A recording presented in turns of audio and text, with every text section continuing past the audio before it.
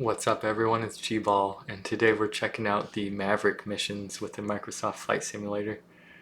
These are some new A-18 missions that were just recently released.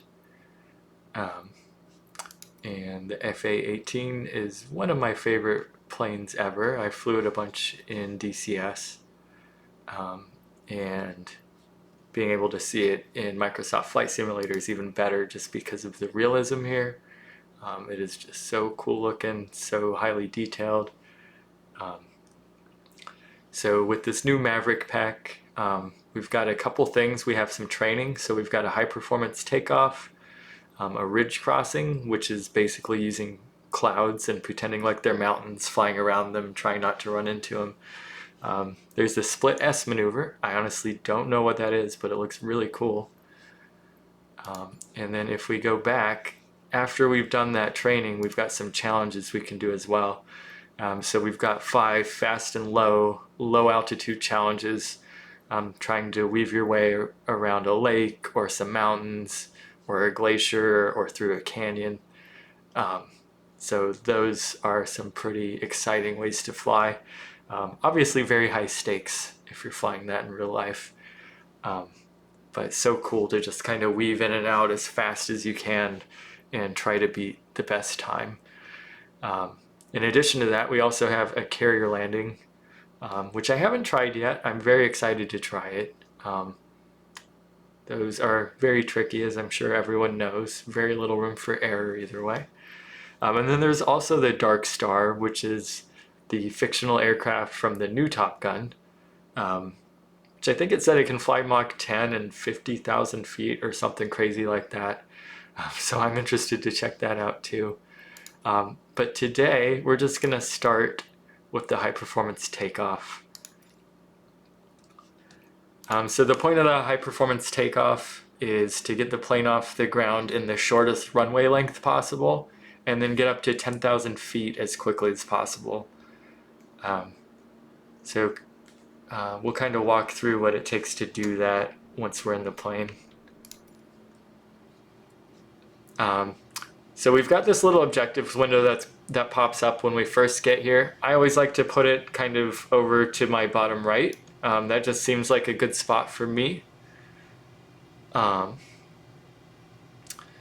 then basically, so our first objective is to go over, it's basically to the end of that second line. It's called line up and wait. So we just get there. Oh, there it just popped up.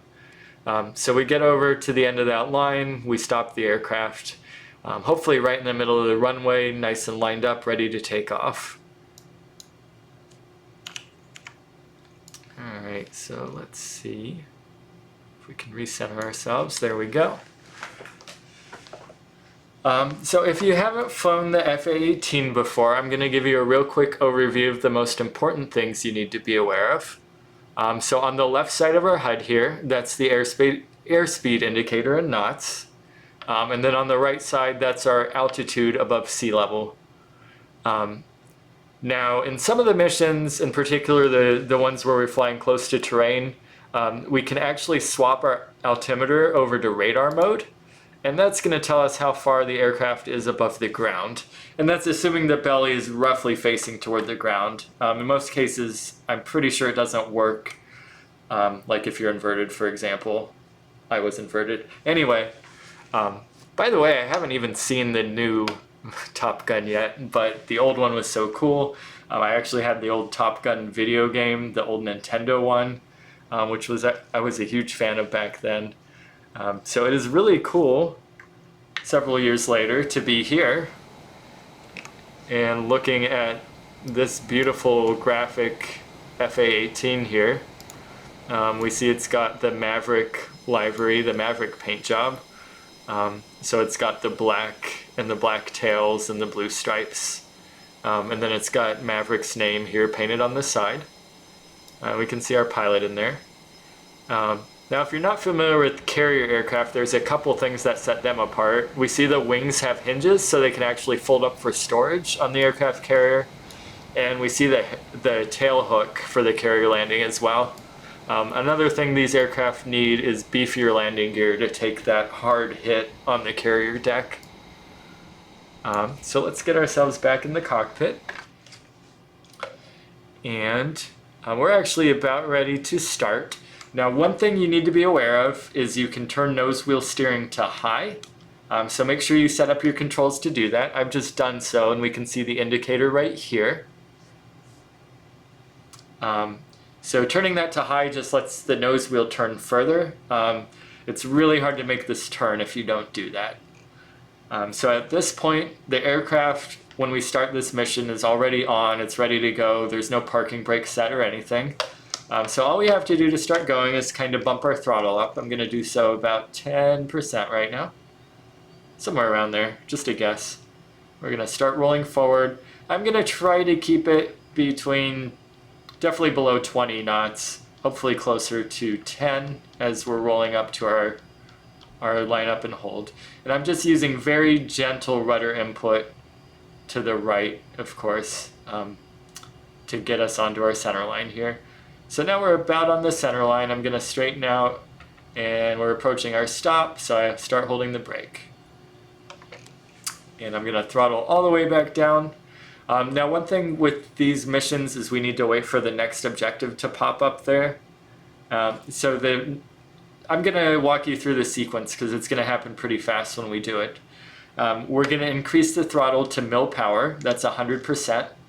Then we're going to light the afterburner. And we're going to let go of the brake kind of at the same time as we light that afterburner. We'll use gentle rudder inputs to keep the center line. And I might turn that nose wheel steering back down. I don't know if that's... I don't honestly know the military training. I'm just trying to get the highest score here. So I turn that nose wheel steering back to normal, I guess you would call it. One thing that would be useful to see is the engine information, if there's a way to do that.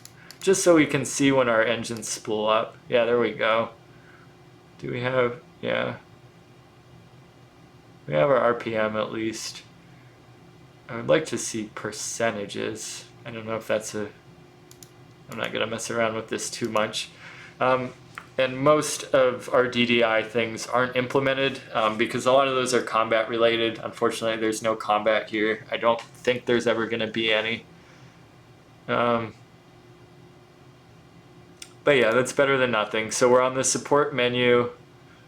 I'm going to pull up the engines on this side. And I'm just going to see what GPS looks like. Oh, it looks like nothing. Cool. Alright, that's probably good enough for now. And you don't have to mess with this stuff. I'm just kind of playing with it. But we can at least see our engine RPM here. 61 on the left and 61 on the right now. So when I go to mill power, I'm just going to watch. I don't know what the max RPM is, but I'm going to watch for it to hit that number and kind of steady out, and that's when I'm going to know to light the afterburner. The other thing I do is I listen to the engines, because you'll hear them. They take a couple seconds to spool up, and then they'll kind of level off, and that's when you know that you're basically ready to go there. So I'm going to start holding my brake. I'm going to go to mill power. I'm going to light the afterburner, and we're going to take down the runway. Once we reach about 130 knots, I'm going to gently pull the stick back, nose up to 10 degrees. And we're going to try to keep about the runway heading. So we've got our heading tape up at the top. We see it's at about 75 degrees. That's not graded, so you don't have to do that. But just for funsies, I'm going to try to do that. And then for that 10 degrees, we see these lines here. So this is actually 5 degrees down and 10 degrees down. So as we take off, we're going to see 5 degrees up, 10 degrees up, and that's where we're going to stop. And then once we're at 10 degrees and we're off the ground, we're going to raise our landing gear and set the flaps to auto pretty quickly once we're clear of the ground. We're going to continue at that 10 degrees until we hit 300 knots, and then we're going to nose up rather sharply to 45 degrees and continue through the climb to 10,000 feet. So I'm going to kind of say this again as I'm doing. So brake on, throttle forward to 100%, mill power. I'm watching my gauges. Okay, so both of them, their RPMs are well above 99% now. I'm gonna light the afterburner and we're gonna start going pretty fast here. All right, so very gentle rudder inputs here to keep the center line. Just giving it a little right rudder. It must be windy or something. All right, and once we've gone above 130 knots, it kind of starts wanting to take off on its own. We were clear of the ground, so I raised the landing gear and set the flaps to auto. Nose up to 10 degrees until we hit 300 knots. And now that we're at 300, we're gonna nose up to 45 degrees. And it's easy to bust through that if you don't slow down, so let's get back down to 45 degrees. There we go, and we're gonna hold this till we get to 10,000 feet. And there we go. So that's it for this activity. All right, and one cool thing about this is it gives us a score at the end, and then when we go to the next page, it tells us why it gave us that score. So our lineup and weight was perfect. Our takeoff, we either missed the center line a little bit or that 10 degrees. I think I was a little bit off with both this time, honestly. It doesn't tell you which one, but it at least tells you which phase you missed points in. And then maintaining that 45 degrees pitch until we hit 10,000 feet. So we did pretty well with that, but it could have been a little better. So I'm going to really this time focus on that center line, that 10 degrees, and then the 45 degrees.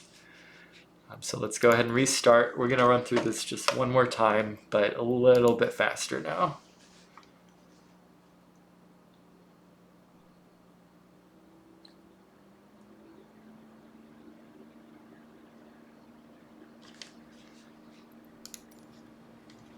Alright, so we're in the aircraft. I'm going to throttle up to 10%, nose wheel steering to high. We're going to roll out to our stop line. And those gentle inputs.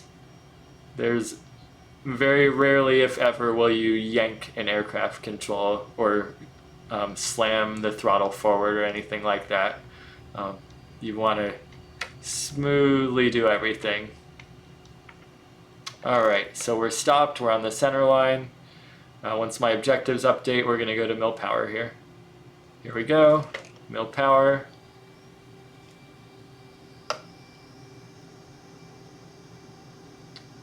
Alright, and then we're going to light the afterburner. I did struggle to keep it on the center line last time, so I'm going to pay a little more attention this time.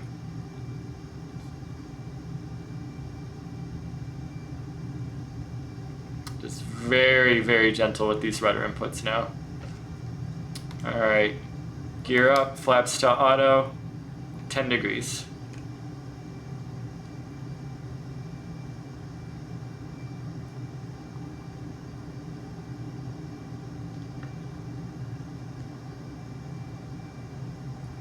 And now we nose up to 45.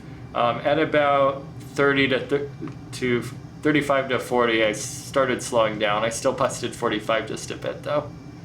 But we definitely did better that time. And here we are at 10,000 feet. So I'd say that was pretty good. Yep, the computer agrees. So I have gotten a perfect once. I don't know if it's ever going to happen again, but that was close enough for me. So let's see what we missed. Lineup and weight was good. Something about either the 10 degrees or the center line was just slightly off. But then our 45 degrees was good. I actually thought I was going to lose some points for going past it, but it worked out. So look at that. So yeah, that is the unrestricted climb up to 10,000 feet. And you know what, while we're here, you know, I was going to look at the Dark Star, but I'm not going to spoil the surprise. So I am going to look at it, but you can look at it on your own if you want to see it. One cool channel to check out on YouTube if you're interested is CW Lemoyne. He's a retired FA-18 pilot, and hearing his stories is really cool. He also does some DCS combat stuff, which is another flight sim that actually has combat in it. with the FA-18, so that can be pretty cool to see as well. And then one other pilot channel that I really enjoy is called Mentor Pilot. He does all these accident investigations, stuff like that. I think stuff like that is cool. He's a great storyteller. You hear every little detail of what happened. He's thinking about it from the crew's perspective, from the passenger's perspective, and kind of what led up to accidents. There's always all these different factors that contribute to accidents. And it can be really useful to learn about that, both if you're a pilot or ever thinking of being one. But also I've learned stuff from that I've taken back and used completely in other fields. So those are two channels I really enjoy. I'm going to link both of those down in the description below. But I hope you all get to check this out and leave me any questions or comments. I'm not an expert in any of this stuff, but I love to talk about it. So I hope to hear from you down in the comments, and we'll see you next time. This is G-Ball. Have a good one.